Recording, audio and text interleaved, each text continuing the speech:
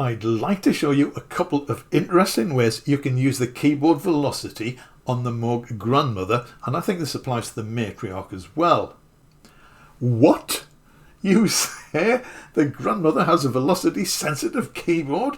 Well, you probably know that already, although it would be easy to think that it doesn't, because when you play the keyboard it doesn't seem to produce any velocity.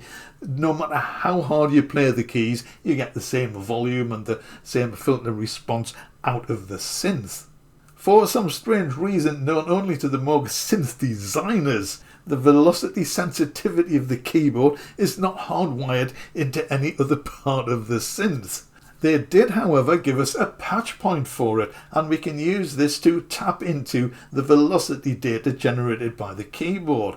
However, I have to say I found the output to be slightly, shall we say, uneven. Let's go and have a look at it now. So here is the keyboard velocity output.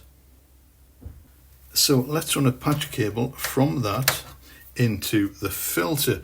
Now I'm going to go via the mult for reasons which will become clear in a moment. You know something else is coming, don't you?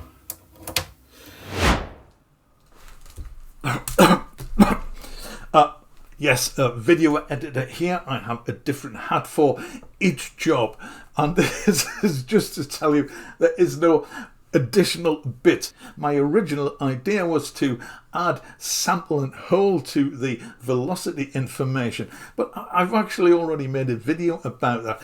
A whole video about all sorts of things you can do with the Moog Grandmother filter. I shall pop a card up there and a link in the description if you want to check that out. So essentially what I was going to do is to add sample and hold to the mult, although actually it's probably better if you run it through the attenuator so you can adjust the amount of randomness, and also to trigger the sample and hold rate every time you press a key. All this is explained in great detail in the video down below, so it seems slightly redundant at doing it again, and I really wanted to keep this video just about velocity. Right, back to Grandmother. Right, now if we just play the keyboard, we get the same volume, of course, but if we turn down the cutoff filter, the cutoff a little bit, and we play softly, you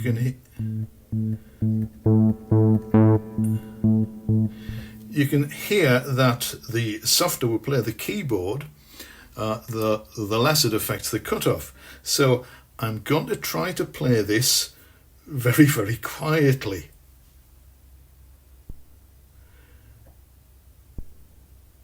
Now I don't know if you could hear that. There's a little click coming through just from the envelope, but there's really hardly any sound. And this itself is quite interesting because other keyboards I've played, particularly MIDI controller, the Native Instruments S-Series keyboard, I can't press the key soft enough so that it does not produce any sound. This is just a little bit of trivia of probably no relevance at all to this, but I just thought it was interesting that you can actually get it's virtually a zero velocity from the Grandmother, whereas on other MIDI controllers you can't. However, trying to play this with any degree of expression, shall we say, is extremely difficult. I'm just going to try to increase the velocity slowly while just pressing the one key. And you can hear the velocity sort of just jumps up.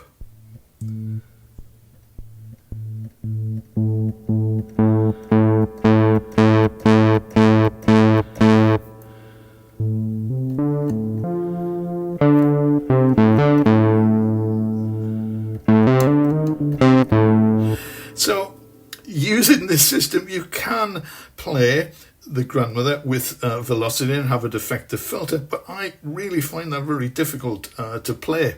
Unlike the Native Instruments S series of keyboards, for example, or just about any other synths I have played with velocity, of course. So that's one thing you can try and experiment with. Your playing technique will probably be better than mine. Now, most MIDI controllers and most synths too, I suspect, have a velocity curve setting, so you can adjust the setting to suit your playing style. Now, I tend to use the softest setting, and again on the Native Instruments controller keyboard, I use the softest setting. I did start life on a piano, but went on to organs and synthesizers, and I obviously have a very light touch, and I find the soft setting suits my way of playing very well. So I find it very difficult to play this with any degree of expression. So what we can do is to use the sequencer or the arpeggiator, because they both record the velocity setting. So let me set up a little pattern. Now I'm just going to start with the first note and try to create a slightly quiet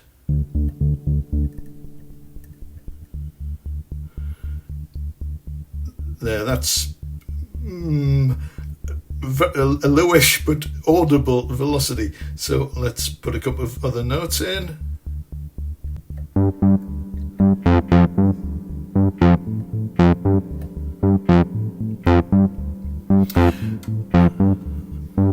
So just over that, overall that. So this is one of my favourite arpeggiator settings.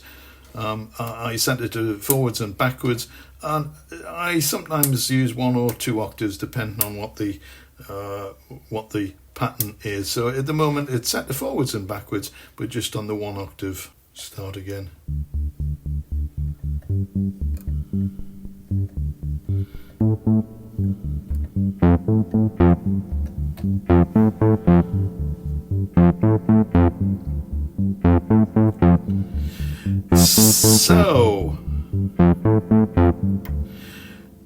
So with this system, you can actually sort of include rests into an arpeggiator pattern, which is one of the reasons why I find it so interesting. So let's do another example.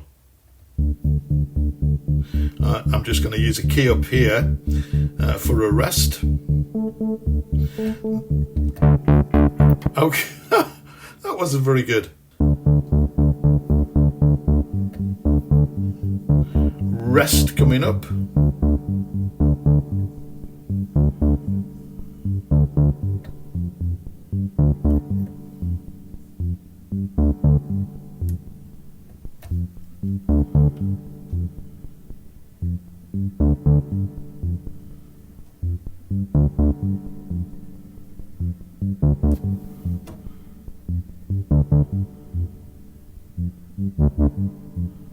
So I can hear a little click coming through caused by the envelope generator. You can increase the attack just a little. I don't know if this is going to come through on YouTube, but you can increase the attack just a little to remove the click.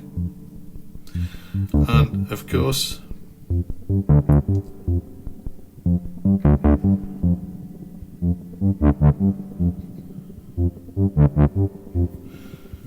so that's one way you can use the keyboard velocity to insert rests into the arpeggiator sequence. Of course, if you don't want to be so heavy-handed or light-handed, light-fingered, as it were, you can just use it to create accents within a sequence.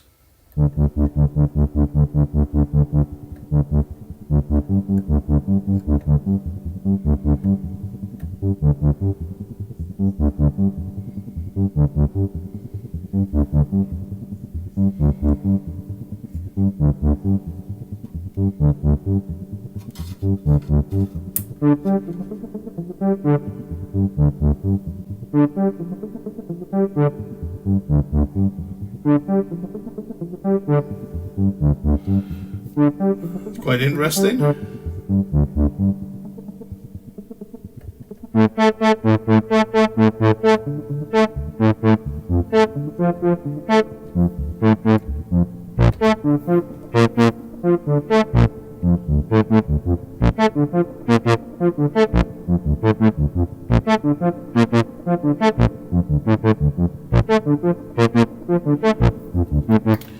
So you can use it to create rests or just add accents to an arpeggiator. I think that's really cool. I really like this for injecting a little more variation into an arpeggiator sequence. I really love Grandmother's arpeggiator, as you will know if you've seen some of my other videos. So if you're new to the Moog Grandmother or want to get a few ideas or tips on how you can use different aspects of it, I have a whole playlist devoted to Moog instruments, particularly the Grandmother. I shall pop a card up there and leave a link to it in the description. I hope you found this interesting, useful. I hope you use it to produce some music. If you do, please leave a link to it in the comment section. And if you have enjoyed this video, maybe you would like to consider subscribing to the channel, ringing the bell. Thank you. I'm getting a little bit tired of doing that. No, I'm not. I love doing that. Ringing the bell so YouTube will tell you when I release a new video. And if you would like to click the big thumb, that is a big help as well. Thank you so much for doing that. And if you did like this video, I think you will enjoy these videos as well. As always, thank you so much for watching. See you again in the next one.